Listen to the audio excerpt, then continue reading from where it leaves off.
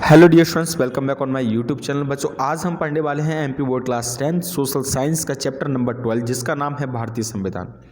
तो इस चैप्टर में हम क्या क्या पढ़ने वाले हैं, पहले उसको डिस्कस कर लेते हैं। सबसे पहले पढ़ने वाले हम यहाँ पे संविधान है क्या, उसके बाद भारतीय संविधान के बारे में बात करेंगे और भारतीय संविधान का परिचय।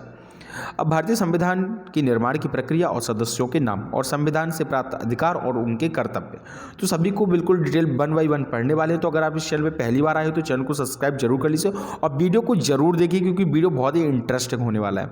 तो चलिए, सबसे पहला जो क्वेश्चन है वो पहला यहाँ पे कि संविधान है क्या।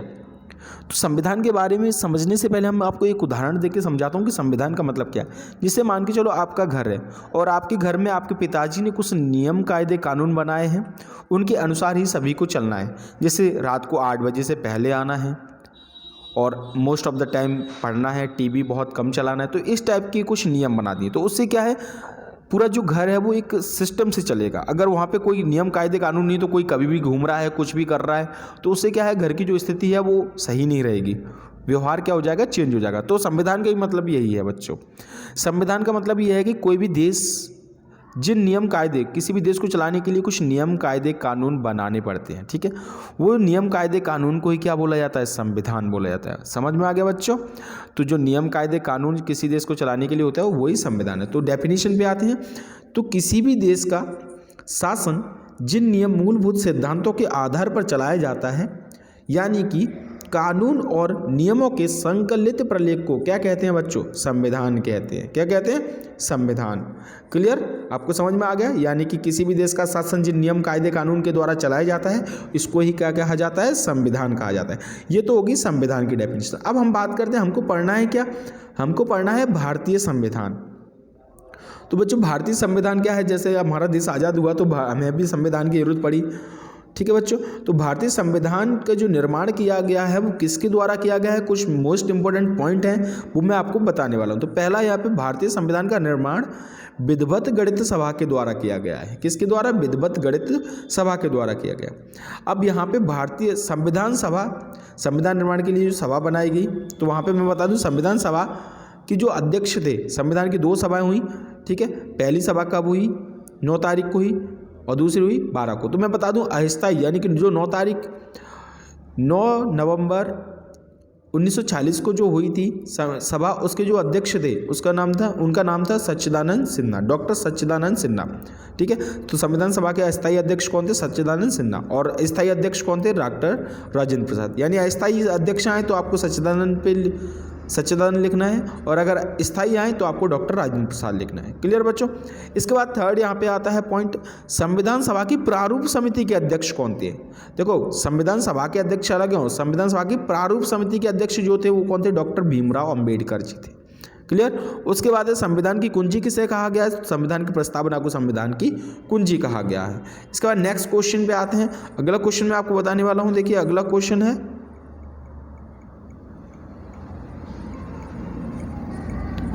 अगला पॉइंट है यहाँ पे, अगला पॉइंट है संविधान सभा की पहली बैठक कब हुई। तो 9 दिसंबर 1940, आपको याद रखना है 9 दिसंबर 1940 को पहली बैठक हुई।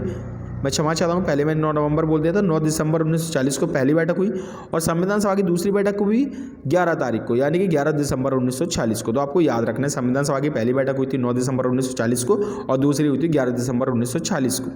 इसके बाद संविधान सभा में संविधान को बनने में कितना समय लगा, तो संविधान को बनने में लगे 2 वर्ष 11 माह 18 दिन का समय लगा। ये आपको याद रखना है, संविधान बनने में कितना टाइम लगा, 2 वर्ष 11 माह 18 दिन का समय लगा। और संविधान को 26 नवंबर 1949, यानी संविधान बनके कितनी तारीख को तैयार हो गया था, 26 नवंबर 1949 को बनके तैयार हो गया था, यानी कि अंगीकार किया गया उसके। लेकिन उसे लागू कब से किया गया, तो आपको याद रखना है 26 जनवरी 1950 को इसको लागू किया गया। यानी 26 नवंबर 1949 को बनके तैयार हो गया, उसे अंगीकार किया गया और 26 जनवरी 1950 को उसे लागू किया गया, जिसे हम गणतंत्र दिवस के रूप में मनाते हैं। ठीक है बच्चों। अब बात करते हैं नेक्स्ट पॉइंट की। तो अगला पॉइंट देखिए, अगला पॉइंट है आपके सामने यहाँ पे कि संविधान संविधान निर्माण में लगा समय, ये तो हमने बता ही दिया। संविधान में कितने अनुच्छेद हैं, तो संविधान में है 395 अनुच्छेद। ठीक है बच्चों, याद रखना है 395 अनुच्छेद हैं, 12 अनुसूचियां हैं और 22 भागों में इनको विभाजित किया गया है। और यहाँ पे मोस्ट इंपॉर्टेंट पॉइंट आपको याद रखना है, भारत का संविधान विश्व का सबसे बड़ा लिखित संविधान है। सबसे लिखित संविधान विश्व का सबसे बड़ा विश्व जो संविधान है वो हमारा संविधान है, यानी भारत का संविधान। क्लियर। अब बात करते हैं अगले पे। ये लीजिए अगला क्वेश्चन आपके सामने यहाँ पे कि भारत एक धर्मनिरपेक्ष राष्ट्र है। इस क्वेश्चन को समझाइए, बहुत ही इंपॉर्टेंट क्वेश्चन है क्लास 10th वालों के लिए। तो धर्मनिरपेक्ष का मतलब मैं समझाता हूँ। धर्मनिरपेक्ष का मतलब बच्चों ये होता है कि किसी भी इंसान को कोई भी धर्म अपनाने की आज़ादी है और हमारे देश के अंदर किसी भी धर्म का नागरिक यहाँ पे रह सकता है, अपनी मन मर्जी के अनुसार अपने ईश्वर को मान सकता है, कोई भी उपासना कर सकता है। इसी को बोला जाता है धर्मनिरपेक्ष राष्ट्र। ठीक है बच्चों, तो यहाँ पे क्वेश्चन को मैं डिटेल कर देता हूँ कि भारत में कई धर्मों को मानने वाले लोग रहते हैं। ठीक है, हर धर्म को मानने वाले।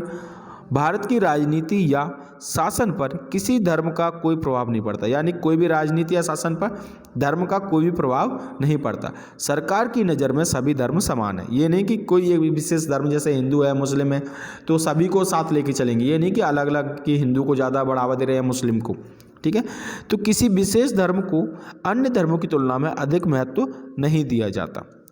क्लियर बच्चों, यहाँ तक समझ में आ गई। भारत का कोई भी नागरिक किसी भी धर्म को अपनाकर उसका प्रचार कर सकता है, यानी अगर कोई नागरिक है, अगर वो हिंदू धर्म का प्रचार करना चाहता है तो वो कर सकता है, या जो भी धर्म उसको करना है उसका प्रचार कर सकता है।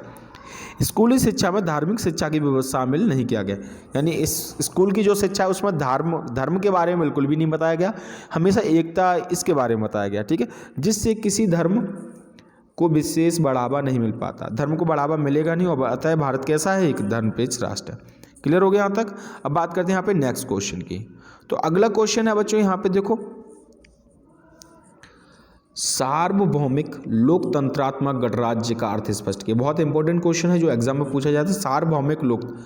सार्वभौमिक का मतलब होता है सबके लिए समान। ठीक है, लोकतंत्र तो आप जानते हो जनता के द्वारा जो बनाया जाता है, और राज्य यानी कि देश। ठीक है, तो भारतीय संविधान के अंतर्गत भारत एक सार्वभौमिक लोकतंत्रात्मक गणराज्य है। भारतीय संविधान के अंदर कैसा है भारतीय? ठीक है, भारत के सभी नागरिक समान हैं। क्लियर। सार्वभौमिक का मतलब क्या होता है, सभी समान है। सभी के लिए समान भाषा और समान न्याय की व्यवस्था की गई है। सभी के लिए समान भाषा और समान न्याय, कोई दिक्कत नहीं है, आप जिस भाषा में बोलना चाहते हो उसमें बोलिए। ठीक है, और आपकी जो न्याय की व्यवस्था है वो भी क्या है, समान है, यानी कि कोई भी जाएगा, चाहे वो अमीर हो, चाहे वो गरीब हो, चाहे वो हिंदू हो, चाहे मुस्लिम हो, या कोई भी हो, किसी वर्ग का हो, सबके लिए न्याय कैसा होगा, बराबर होगा। ठीक है, सभी को अपने विकास के लिए समान अवसर प्राप्त है, यानी कि सभी जो बनना चाहता है, अगर वो मंत्री बनना चाहता है, इंजीनियर बनना चाहता है, जो भी बनना चाहे वो हर इंसान बन सकता है, चाहे वो कितना ही गरीब क्यों ना हो, चाहे वो कितना पैसे वाला। ठीक है, सबको एक जैसी ही परिस्थितियों से होकर गुजरना पड़ेगा। तो ये था। अब बात करते हैं अगले क्वेश्चन के बारे में। अगला क्वेश्चन है भारतीय नागरिकों के मौलिक अधिकार क्या हैं। तो आपको पता होगा भारतीय संविधान में क्या है, नागरिकों को कई अधिकार भी प्राप्त हैं। जैसे 6 अधिकार, हमको 6 मौलिक अधिकार प्राप्त, तो आपको याद रखना है मौलिक अधिकारों की संख्या कितनी है, 6 है। ठीक है, तो कौन कौन से अधिकार है वो आपको बता। समानता का अधिकार, शोषण के विरुद्ध अधिकार, स्वतंत्रता का अधिकार, धार्मिक स्वतंत्रता का अधिकार, संस्कृति और शिक्षा का अधिकार, और संवैधानिक उपचारों का अधिकार। तो ये सभी आपको याद रखने हो, इन्हीं के बारे में हम आगे बात करेंगे। हर अधिकार को हम डिटेल में समझेंगे बच्चों। ठीक है बच्चों, तो ये अधिकार आपको याद रखने, मौलिक अधिकार। कर्तव्य भी है। ठीक है, तो आपको कर्तव्यों की संख्या 11 है बच्चों, याद रखने ना। मौलिक कर्तव्य भी हमारे जो 42वें संशोधन में जोड़े गए, इनको भी आपको याद रखना है। मैंने लिखा नहीं है, लेकिन आपको याद रखना है कर्तव्यों को जोड़ा गया। पहले कर्तव्य नहीं थे, लेकिन 42वां संशोधन हुआ संविधान में, तो किसको जोड़ा गया, कर्तव्यों को जोड़ा गया है। क्लियर बच्चों। अब आते हैं नेक्स्ट क्वेश्चन पे। अगला क्वेश्चन है समानता के अधिकार को समझाइए। बताइए समानता का अधिकार क्या है।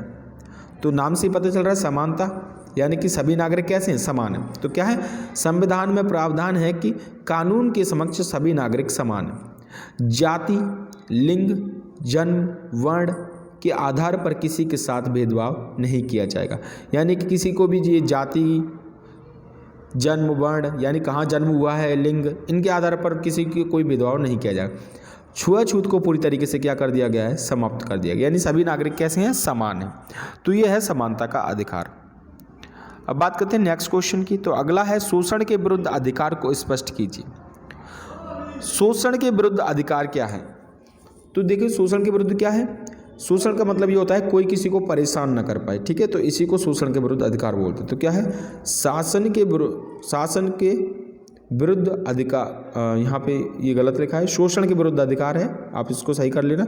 शोषण के विरुद्ध अधिकार में यह स्पष्ट किया गया है कि कोई भी किसी का शोषण नहीं कर सकता, कोई भी किसी का शोषण नहीं कर सकता। क्यों नहीं कर सकता? किसी भी नागरिक का किसी भी प्रकार का शोषण कानूनन अपराध है, कि यानी कि कोई बच्चा है उसको काम कराया जा रहा है, या कोई गरीब है उसको किसी अमीर के द्वारा सताया जा रहा है, ठीक है, या किसी को पढ़ने नहीं दिया जा रहा है, ये सब क्या है, अपराध है, ठीक है। तो किसी को भी ऐसा करते हुए पाए तो वो क्या कंप्लेंट कर सकता है और कानून उसके विरुद्ध कार्रवाई की जा सकती है, ठीक है। जैसे बाल श्रम कराना क्या है, एक कानूनन अपराध है। समझ में आया बच्चों? तो शोषण के विरुद्ध ये है। अगले क्वेश्चन की बात करते हैं। अगला क्वेश्चन है, एकहरी नागरिकता क्या है? बहुत अच्छा क्वेश्चन है, सबसे ज़्यादा एग्जाम में पूछा जाता है। एकहरी नागरिकता क्या है? तो क्या है, भारतीय संविधान में एकहरी नागरिकता को अपनाए। एकहरी नागरिकता का मतलब मैं आपको आगे समझा रहा हूँ। भारत का नागरिक भारत के किसी भी राज्य में रोजगार प्राप्त कर सकता है, यानी कहीं पे भी जा सकता है, कहीं भी घूम सकता है, वहाँ पे ज़मीन खरीद सकता है, वहाँ पे कोई भी रोजगार कर सकता है, कोई भी नौकरी कर सकता है, कुछ भी बिजनेस कर सकता है, जो भी उसको करना चाहे वो विश्व के अपने जो भारत के हिस्से में कहीं भी जा सकता है। उसको समान अधिकार जो उसको अपने राज्य में अधिकार प्राप्त हो वो उसको वहाँ पे भी होंगे, ठीक है बच्चों। तो ये है एकहरी नागरिकता। तो क्या है, भारतीय संविधान में एकहरी नागरिकता को अपनाया गया है। भारत का संविधान भारत के किसी भी राज्य में रोजगार प्राप्त कर सकता है तथा अपने अधिकारों का प्रयोग कर सकता है। जो भी उसको अधिकार है वो आपको, चाहे वो किसी भी राज्य में चले जाए, अधिकार बिल्कुल उसके सुरक्षित हैं। कहीं पे भी जो अधिकार उसको जैसे मध्य प्रदेश में मिलेंगे वही उसको उत्तर प्रदेश में मिलेंगे, वही उसको दिल्ली में मिलेंगे, ठीक है। उदाहरण के लिए जैसे मध्य प्रदेश में रहने वाला नागरिक किसी भी राज्य में रोजगार प्राप्त कर सकता है, ठीक है बच्चों। तो अगर आपको ये वीडियो पसंद आए हो तो प्लीज़ वीडियो को लाइक कर दीजिए, चैनल को सब्सक्राइब कर दीजिए, और आप जो भी वीडियो चाहते हो उसके बारे में बता दीजिए। वीडियो देखने के लिए थैंक यू।